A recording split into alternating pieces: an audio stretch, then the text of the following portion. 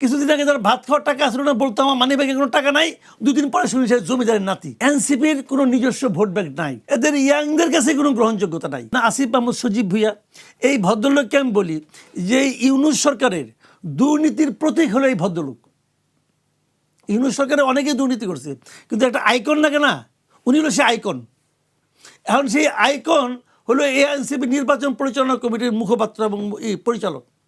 তো এনসিপির সঙ্গে কিন্তু পবিত্রতা খুব একটা জড়িত নাই, বরঞ্চ এই চাঁদাবাজি, মাস্তানি এই সমস্ত বিশেষণ এদের নামের সঙ্গে জড়াই গেছে। এদের কোনো গুড ইমেজ নাই। জামাতের আর যাই হোক ভাই, এরা পলিটিক্যালি কি আমি জানি না, ওরা চলা যাচ্ছে না, কিন্তু এরা ফিনান্সিয়ালি যে করাপ্ট না, এটা কিন্তু তারা বিভিন্ন সময় জোর গলায় বলে, এবং এটাও কিন্তু কেউ প্রমাণ করতে পায় না। একসময় তো তারা মন্ত্রিত্ব ছিল ভাই, তাদের 2টা মন্ত্রী আসছিল, ওই 2 মন্ত্রীর বিরুদ্ধে কিন্তু কোনো ফিনান্সিয়াল কারাপশন কেউ পায় নাই। কাজে তারা ফিনান্সিয়ালি অনেস্ট, এটা তারা কিন্তু অ্যাস্টাবলিশ করতে পারছে। এবং এরকম একটা দল যে মিলছে এমন এক দলের সঙ্গে যারা নাকি কিছুদিন আগে যারা ভাত খাওয়ার টাকা আসলো না বলতো আমার মানি ব্যাগে কোনো টাকা নাই, 2 দিন পরে শুনি সে জমিদারের নাতি। কেউ বলে আমার এলাকার সবচেয়ে ভাঙা ঘরটা আমাদের, 2 দিন পরে বলে কি যে এই আমার বাড়ি হলো সবচেয়ে সমৃদ্ধ বাড়ি, আমার বাড়িতে 3টা পুকুর আছে। তো পুকুরগুলি কার? তার বাপের। ইলেকশনের জন্য নমিনেশন সাবমিট করে হলফনামা দেখা যায় তার বাপের আছে 20 লাখ টাকা, তার হলো 98 লাখ টাকা। তো যে বাপের 3টা পুকুর তার 20 লাখ টাকা, আর তোমার কিছুই নাই, 2 দিন আগে চাকরির জন্য ফেফে করছো, তোমার ওইগুলো 98 লাখ টাকা।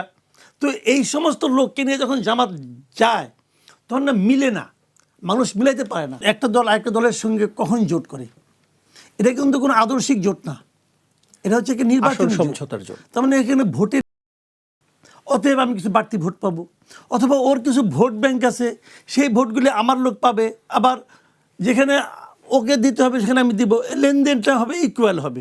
এটা একটা আনইভেন হয়েছে, আন্ডারস্ট্যান্ডিং হয়েছে, এটা আমি মনে করি। বরঞ্চ জামাতের লস হবে কোথাও, আমি জামাতের লসটা বলি। গত অগাস্টে হাসিনা সরকারের পতনের পর সারা দেশে আওয়ামী লীগের নেতাকর্মীদের উপর এক ধরনের টর্চার চলছে। মামলা মোকদ্দমা হয়েছে, দখলদারি হয়েছে, চাঁদাবাজি হয়েছে, এবং এই পুরো কাজটার জন্য 95% ক্ষেত্রে দায় ছিল বিএনপি অথবা বিএনপির নামধারী কেউ একজন। সে নিজে বিএনপি করে না, কিন্তু বিএনপির নাম নিয়ে চলে, যুব দল হতে পারে, ছাত্র, এরা করছে এগুলো। সেই সময়ে জামাতের খুব একটা ইতিবাচক ভূমিকা ছিল। জামাত ওদেরকে প্রোটেকশন দিচ্ছে নানাভাবে, এবং তাদেরকে এক ধরনের হেল্পও করছে। এই যে ইতিবাচক ভূমিকাটা, এই ভূমিকার ফল কিন্তু আপনারা পাচ্ছেন হলো কি যে রাকসু নির্বাচনে এখানে কিন্তু ওই ফলটাই কিন্তু এখানে আসছে। মানে এরা ভাবছে, আওয়ামী লীগের এই সমস্ত লোকরা ভাবছে যে জামাত আমাকে সেভ করতে পারবে, জামাত আমার জন্য কম ক্ষতিকর, এরকম একটা ভাবনা। তারা জামাত বিএনপি কাউকে পছন্দ করে না, কিন্তু কম ক্ষতিকর হিসাব করছে। এখন জামাত যখন এনসিপির সঙ্গে জোট করছে, তখন তাদের কাছে আপনি আওয়ামী লীগের যে কোনো লেভেলে একজন লোককে বলেন যে জামাত, বিএনপি, এনসিপি, তুমি সবচেয়ে অপছন্দ করো কাকে, সে 1 নম্বরে বলবে এনসিপি। কী কারণে বলবে? যে তারা তো একটা রাজ চালাচ্ছিল, সেটা দুর্নীতি হোক, দখলদারিত্ব হোক, একই আনন্দের সঙ্গে তারা মানে কাজকাম করছিল।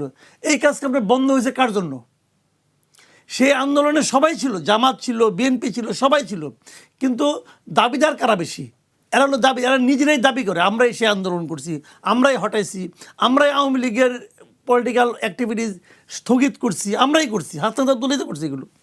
তো সেই হিসাবে তাদের রাগটা কিন্তু বেসিক্যালি এনসিপির সঙ্গে, এবং যে কারণে এই যার সঙ্গে তাদের সবচেয়ে বেশি রাগ, সে যখন তুলনামূলকভাবে যাকে নিরাপদ মনে করে তার সঙ্গে যে যুক্ত হয়, তখন তারা কিন্তু একটা সন্দেহ করবে।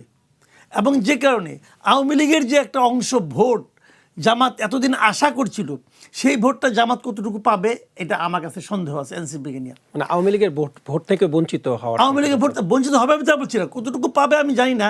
তো আমার মনে হয় যে আগে যতটুকু সম্ভাবনা ছিল তার চেয়ে একটু হলেও কমছে।